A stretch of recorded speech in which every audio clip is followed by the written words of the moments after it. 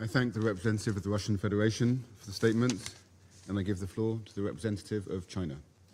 谢谢主席。 Thank you, President.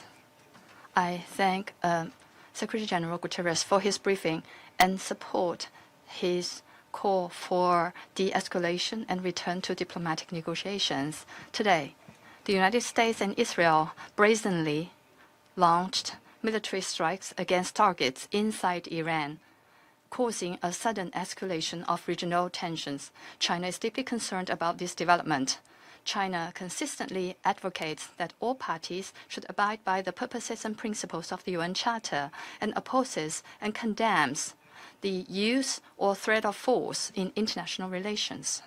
China stresses that the sovereignty, security, and territorial integrity of Iran and other regional countries must be respected. China is deeply saddened by the large number of civilian casualties caused by the conflict. At all times, the red line for protecting civilians in armed conflict must not be crossed, and the indiscriminate use of force is unacceptable. China calls on all parties to fulfill their obligations under international law, including international humanitarian law, effectively ensure the safety of civilians and avoid attacks on civilian facilities.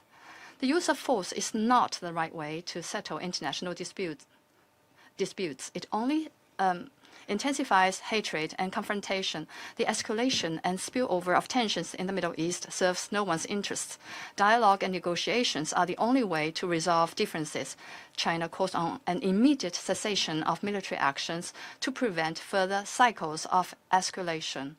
The military strikes occurred at a time when the US and Iran were engaged in diplomatic negotiations, which is shocking. The parties concerned should demonstrate political sincerity, resume dialogue and negotiations as soon as possible, and return to the right track of a political solution. China stands ready to work with the international community to advance peace efforts and help restore peace and stability in the Middle East at an early date. I thank you, President. I thank the representative of China.